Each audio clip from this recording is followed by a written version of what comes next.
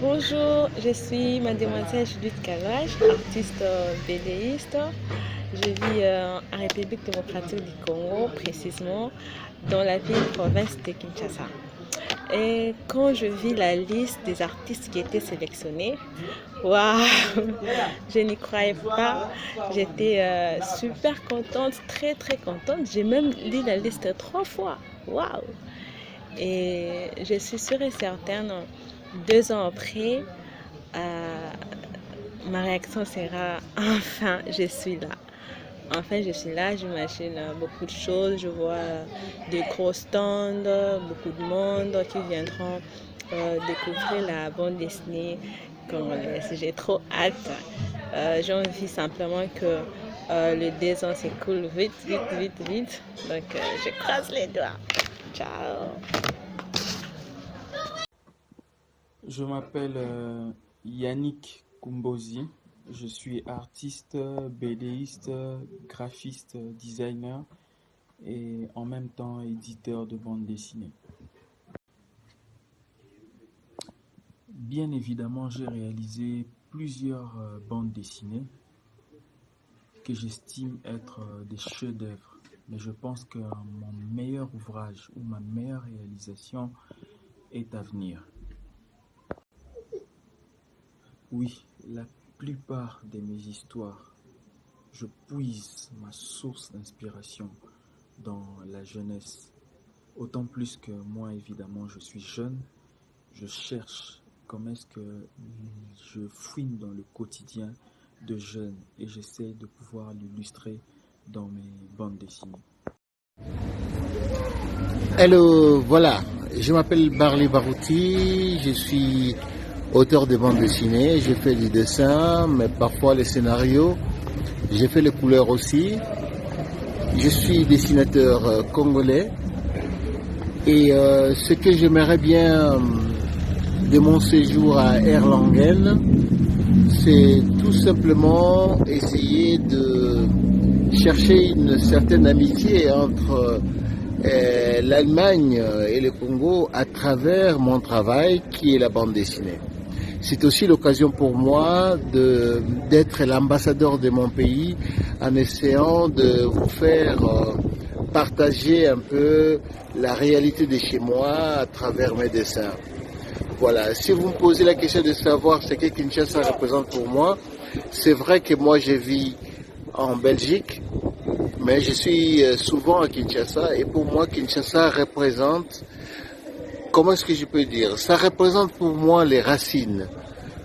Ça représente les racines pour moi. Ça veut dire que je ne peux pas aller ailleurs, je ne peux pas produire de fleurs si je me sépare de mes racines. Voilà pourquoi Kinshasa, c'est très important pour moi. S'il y avait une couleur que je pourrais donner à Kinshasa, ce serait la couleur rouge. Pourquoi rouge? Rouge, c'est l'attachement au sang. Les sangs, ce ne peut pas être seulement péjoratif. Les sangs, ça veut dire que c'est ma terre, ce sont mes racines et ça représente le rouge. Mais en même temps, les rouges aussi, c'est la souffrance que je dois partager avec les miens. Les rouges, c'est aussi les soleils que je dois partager avec les miens. Donc j'espère que nous allons nous retrouver et ce sera la très grande fête. À très bientôt, Erlangen. Bonjour, je suis Santa Kakese, artiste bédéiste, caricaturiste de la République démocratique du Congo. Je vis précisément à Kinshasa. Ici à Kin, nous disons Mbote pour saluer quelqu'un. Donc je dis Mbote Allemagne, Mbote Erlangen. Ciao. Je suis Shekina Kachama Fwamba, Rocky Production. J'habite à Kinshasa, capitale de RDC du Congo. Bon, je crois que mon plat préféré, je mange tout ce que les gens mangent. Je mange tout, mais je mange tout. Je fais le bande dessinée populaire. Je fais les bandes dessinées populaires parce qu'il y a les bandes dessinées classiques et les bandes dessinées populaires. Le plus important pour moi, ce sont les tests. Il faut que les tests soient bien lus, soient bien taillés, bien faits. C'est ça les choses les plus importantes pour moi. Ici, en Allemagne. Ici, en Allemagne, je ne peux pas parler à l'allemand. Je crois que je ne veux pas. Je ne sais pas. C'est que vous allez ici. Ici. Quand vous serez là-bas, vous allez ici. Bon, à l'allemand, ce que je vais aller là-bas, ce sont pour partager les cultures entre les cultures congolaises et les cultures des Allemands. Je crois que c'est ça que je vais aller là-bas pour faire ce que partager les expériences, partager les façons de faire et ajouter aussi un plus dans mon travail que je fais toujours. Guten Tag, Erlangen. Bonjour Erlangen, je suis Almata, auteur, dessinateur de bande dessinée de nationalité congolaise. Je vis en France depuis plus de 19 ans.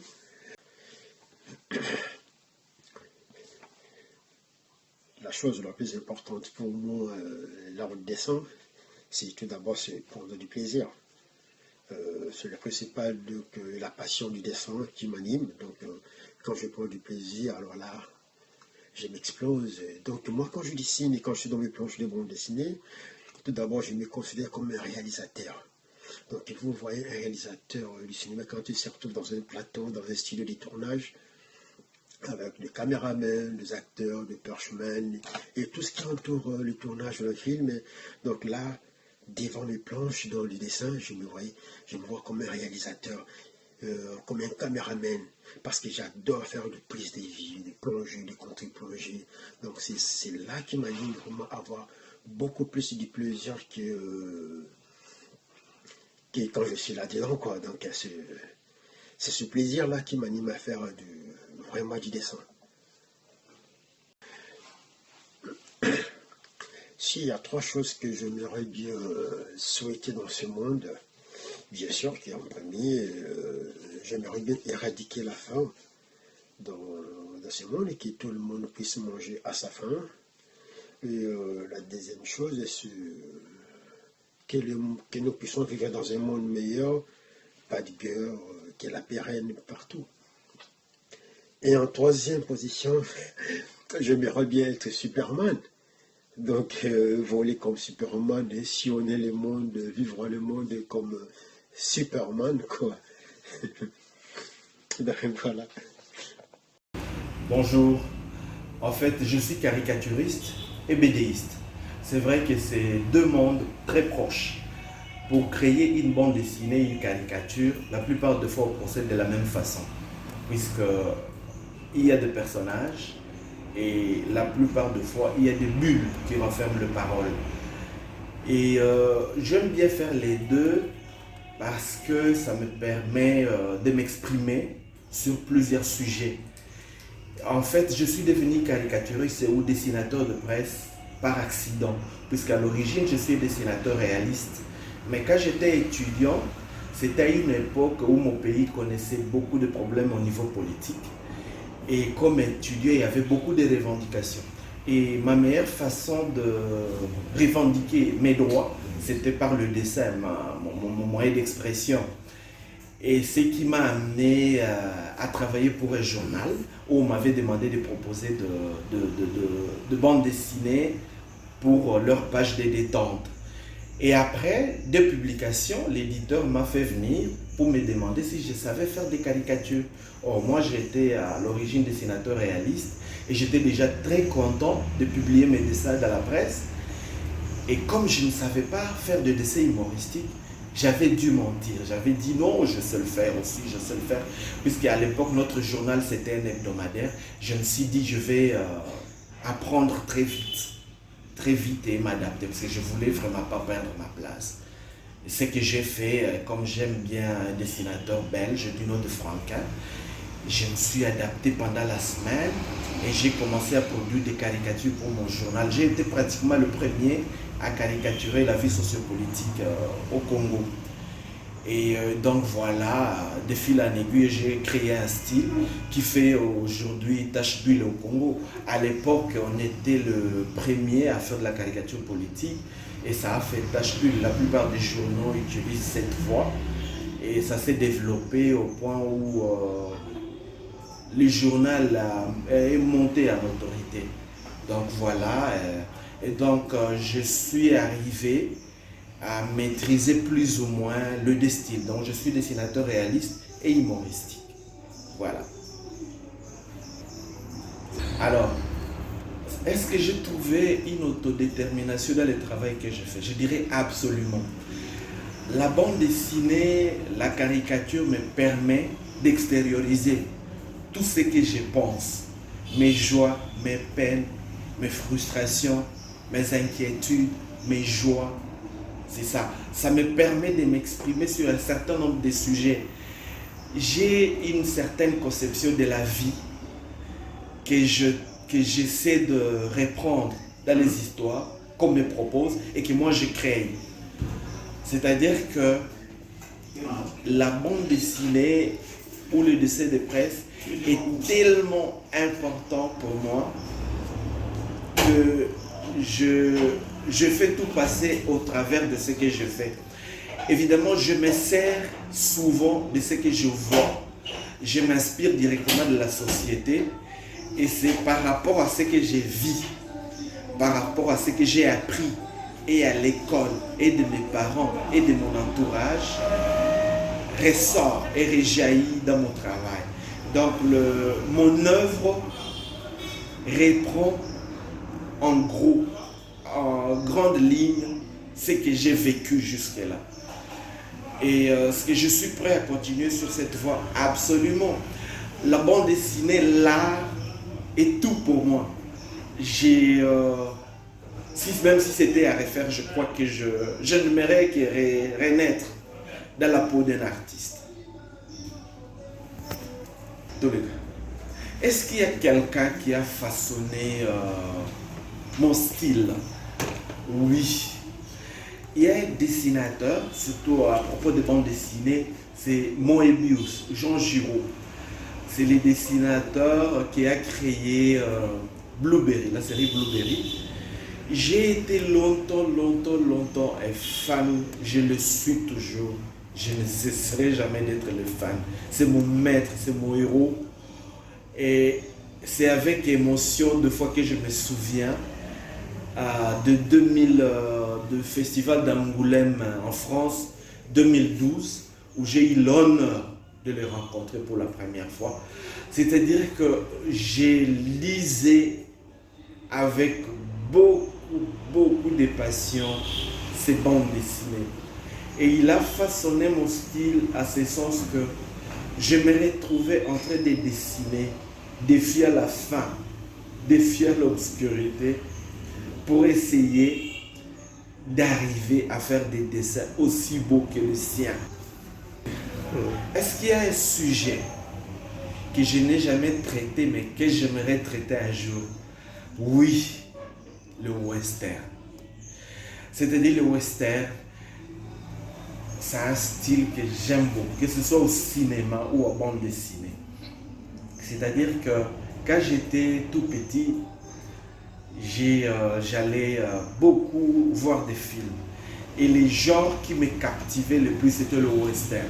Je suis fan de western. Et c'est un style que j'aimerais pouvoir faire un jour en bande dessinée. J'aimerais pouvoir avoir cette occasion.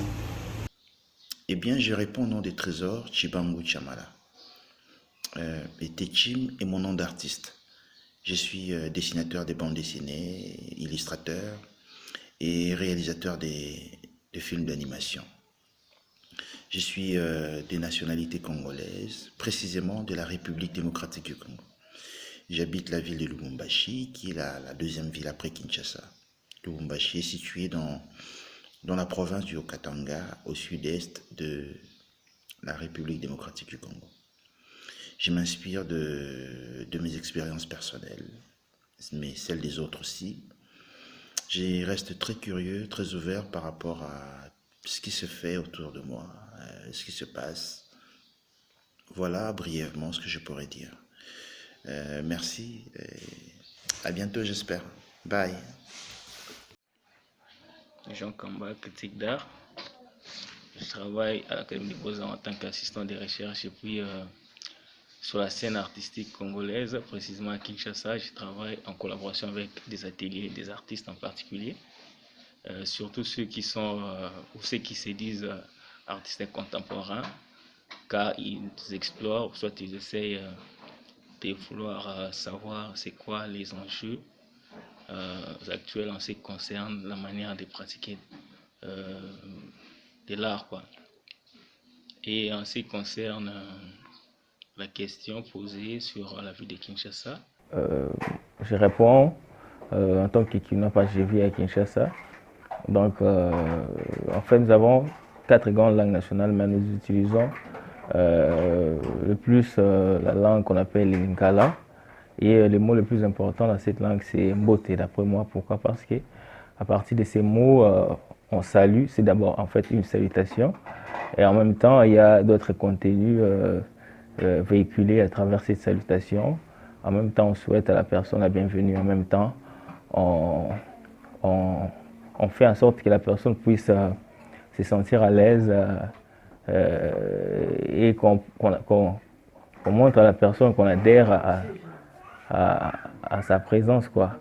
Et en ce qui concerne l'institution académique appelée l'Académie des Beaux-Arts, la question était posée en ce qui concerne